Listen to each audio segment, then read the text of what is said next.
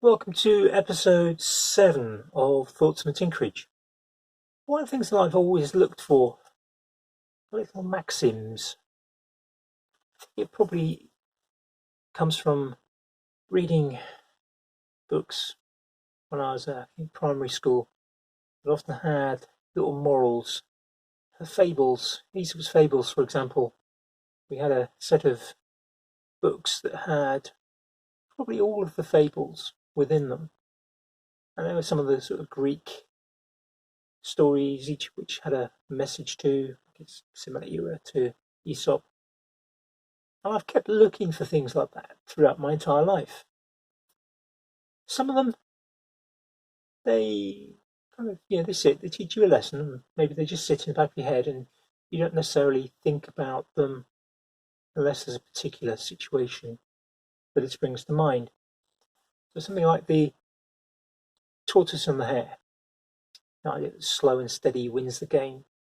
Well, only if, assuming the hare takes a nap. But yeah, there are limitations to each of these things. Some of the little morals, parables, proverbs, they're all kind of sort of similar sort of things. Kind of sort of stick. Maybe give a way of thinking that controls, not controls, but feeds your thinking and how you are as a person. Some I don't even remember where I got hold of them. But one that often comes to mind, and I think it's possibly from kind of sort of military circles, probably something I picked up either in my late teens or early 20s, is a maxim that I've heard many times, kind of particularly within military circles. And I've used it extensively throughout many parts of my life, particularly making, is improvise, adapt, overcome. It really is a good problem-solving maxim. For example, as if you're a follower of me on Tales from Tinkerage, you'll know that Maker Central 2019, a friend of mine gave me a 3D printer. Now, in the summer 2019, I spent some time printing with the printer, and it wasn't working superbly well, but I did get a few reasonable prints from it. Of course, then the autumn comes and the winter comes, and the Tinkerage gets pretty cold.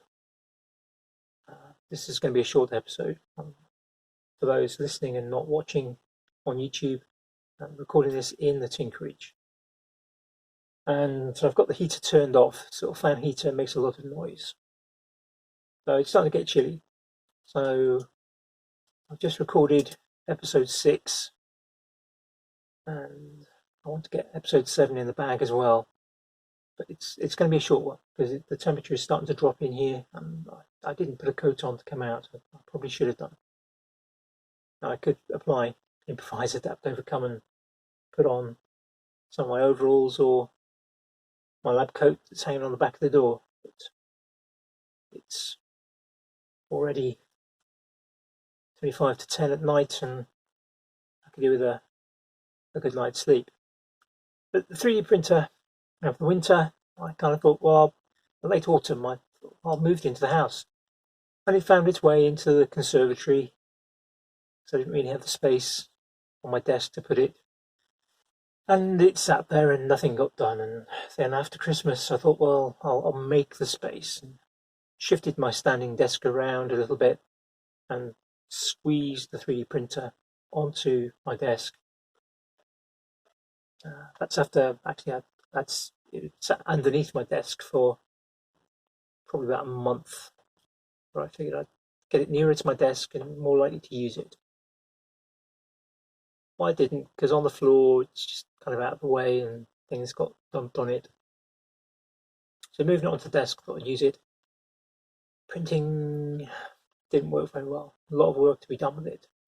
The journey to 3D printing is going to be a long one. I mentioned that in a short video last summer, I think. Now, if you're not doing it regularly and you're not working on it, then yeah, it's definitely going to.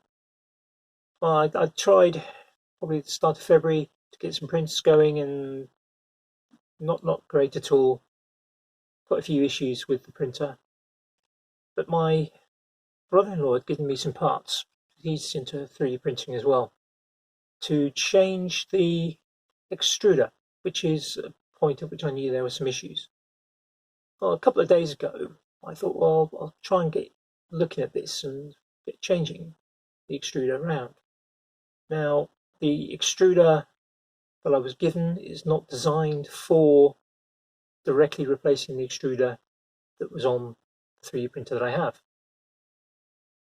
And this is where the Improvise Adapt Overcome starts to come in. So I disassembled, obviously did quite a bit of research on YouTube. It's a fantastic resource when you're trying to solve problems, how to assemble the extruder, because I didn't have any instructions, there's no design. And in assembling it, I noticed a couple of issues. 2 bolts that alter the spring tension were bashing against each other. So it was fairly obvious that one was too long. In fact, I think actually realistically both were too long. So I had to find a replacement. One of the bolts, which goes in from underneath, was also going to be sticking out proud, and that would mean that I wouldn't be able to use the bracket that's on the 3D printer at the moment in order to mount it. Well, I found another screw of the same thread, so it's again 3 thread, but the head of the screw wouldn't fit into the countersink, so it would have stuck out even more than the original screw. So this is where the kind of improvising to try and fit the extruder onto the bracket that's on the 3D printer. I had to adapt the screw, so kind of got machining. Well, I say machining, I grabbed hold of the screw with a pair of vice grips and used my belt sander to reduce the diameter of the head so that it would fit into the slot. When it did that, it was still sticking out proud, so then used the belt sander to reduce the height of the slot. So that fitted in nicely, meant that the extruder could fit on the bracket without being at some funny angle. But in my research, I also noticed that there was an inlet feed that I didn't have. So there was essentially I think an M4 or M5 threaded, possibly M6. I can't remember. I haven't got my notes handy. But essentially an inlet at the top of the extruder that had a PTFE lining, similar to what you'd find on a Bowden extruder. Bowden? I'm sure somebody will correct me. Don't need to correct me, in fact. It's one of those things, I'm just not quite remembering it correctly. So that was missing. So again, needed to improvise and adapt. In order to get this extruder to fit with the heating block that I have, I needed to buy a new throat tube that was threaded all the way along. The supplied throat tube was threaded to fit into the heat block, but not into the extruder, which just previously had an aluminium block and a little grub screw. There was no space for the aluminium block and the grub screw, and it would still not have fitted into the extruder mount itself. So I did buy a cheap pack of threaded throat tubes with PTFE liners. Picked those up fairly cheaply from Amazon. Came with some spare nozzles, which was obviously useful too. So my improvisation, my adaptation there was to take one of the throat tubes and screw it in to the top of the extruder to act as a smooth inlet. I'm pleased to say that after tweaking things like the Z-axis height, I was fairly quickly able to make a decent print. There's still quite a lot of work to be done in tidying up the profile, and I'm in the position of having a group of very good friends who know a whole lot more about 3D printing than I do to help me with that. So I think it's a really good maxim to have when you're problem solving. Improvise, adapt, overcome. If you haven't got the right thing for a job, what can you do in order to solve that problem and complete the job? Obviously, there are times when it's not, improvising isn't the right thing to do, but yeah, a lot of the time it is. I think it's basically so reflects my love of 80s television with programs like MacGyver and the A-Team, where they're constantly solving problems and using all sorts of crazy things in order to do it. So there's my short snippet for episode 7.